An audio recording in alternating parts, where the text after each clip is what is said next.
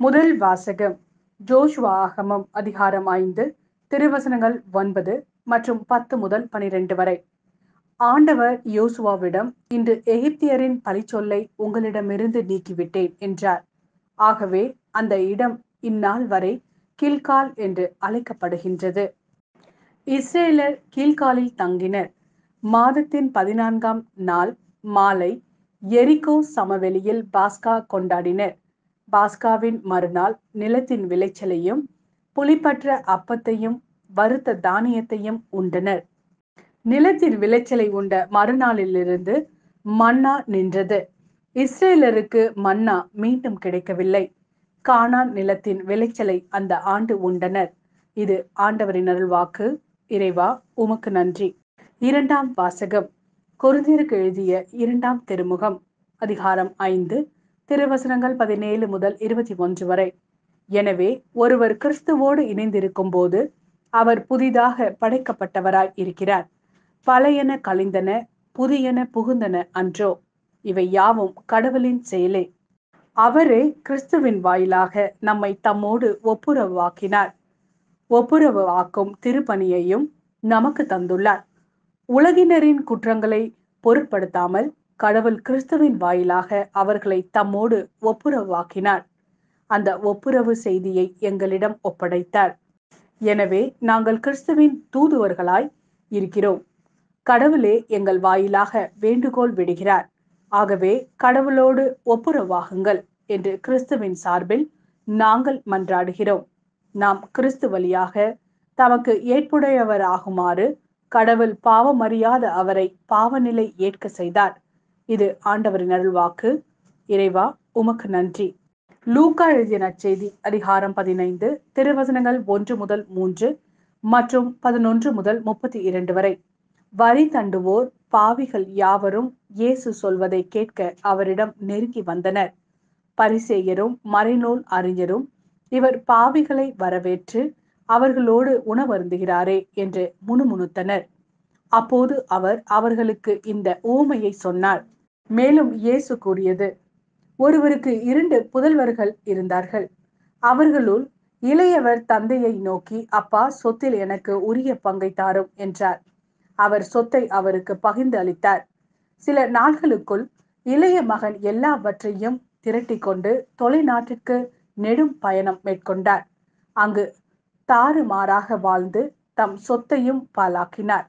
அனைத்தையும் அவர் செலவழித்தார். பின்பு அந்த நாடு முழுவதும் கொடிய பஞ்சம் ஏற்பட்டது. அப்போது அவர் வறுமையில் வாடினார். எனவே அந்நாட்டு குடிமக்களுள் ஒருவரிடம் அண்டி பிழைக்க சென்றார். அவர் அவரை பன்றி மேய்க்க தம் வயலுக்கு அனுப்பினார். அவர் பன்றிகள் தின்னும் நெருக்குகளால் தம் வயிற்றை நிரப்ப விரும்பினார். ஆனால் அதை கூட அவருக்கு கொடுப்பாரில்லை. அவர் அறிவு தெளிந்தவராய், என் தந்தையின் கூலி ஆள்களுக்கு தேவைக்கு மிகுதியான உணவு இருக்க நான் இங்கு பசியால் சாகிறேனே. நான் புறப்பட்டு என் தந்தையிடம் போய், அப்பா, கடவுளுக்கும் உமக்கும் எதிராக நான் பாவம் செய்தேன். இனிமேல் நான் உம்முடைய மகன் எனப்பட தகுதியற்றவன். உம்முடைய கூலி ஆள்களுள் ஒருவனாக என்னை வைத்துக் கொள்ளும் என்பேன் என்று சொல்லிக் கொண்டார். உடனே அவர் புறப்பட்டு தம் தந்தையிடம் வந்தார். தொலையில் வந்து கொண்டிருந்த போதே அவர் தந்தை அவரை கண்டு பரிவு கொண்டு ஓடிப்போய் அவரை கட்டி தழுவி முத்தமிட்டார். மகனோ அவரிடம், அப்பா, கடவுளுக்கும் உமக்கும் எதிராக நான் பாவம் செய்தேன். இனிமேல் நான் உம்முடைய மகன் எனப்பட தகுதியற்றவன் என்றார். தந்தை தம் பணியாளரை நோக்கி, முதல் தரமான ஆடையை கொண்டு வந்து இவனுக்கு உடுத்துங்கள். இவனுடைய கைக்கு மோதிரமும் காலுக்கு மிதியடியும் அணிவியுங்கள். கொழுத்த கன்றை கொண்டு வந்து அடியுங்கள். நாம் மகிழ்ந்து விருந்து கொண்டாடுவோம். ஏனெனில் என் மகன் இவன் இறந்து போயிருந்தான், மீண்டும் உயிர் பெற்று வந்துள்ளான். காணாமல் போயிருந்தான், மீண்டும் கிடைத்துள்ளான் என்றார். அவர்கள் மகிழ்ந்து விருந்து கொண்டாட தொடங்கினார்கள். அப்பொழுது மூத்த மகன் வயலில் இருந்தார். அவர் திரும்பி வீட்டை நெருங்கி வந்து கொண்டிருந்த போது ஆடல் பாடல்களை கேட்டு ஊழியர்களுள் ஒருவரை வரவழைத்து, இதெல்லாம் என்ன என்று வினவினார். அதற்கு ஊழியர் அவரிடம், உம் தம்பி வந்திருக்கிறார். அவர் தம்மிடம் நலமாக திரும்பி வந்திருப்பதால் உம் தந்தை கொழுத்த கன்றை அடித்திருக்கிறார் என்றார். அவர் சினமுற்று உள்ளே போக விருப்பம் இல்லாதிருந்தார். உடனே அவருடைய தந்தை வெளியே வந்து அவரை உள்ளே வருமாறு கெஞ்சி கேட்டார். அதற்கு அவர் தந்தையிடம், பாரும், இத்தனை ஆண்டுகளாக நான் அடிமை போன்று உமக்கு வேலை செய்து வருகிறேன். உம் கட்டளைகளை ஒருபோதும் மீறியதில்லை. ஆயினும் என் நண்பர்களோடு நான் மகிழ்ந்து கொண்டாட ஒரு ஆட்டுக்குட்டியை கூட என்றுமே நீர் தந்ததில்லை.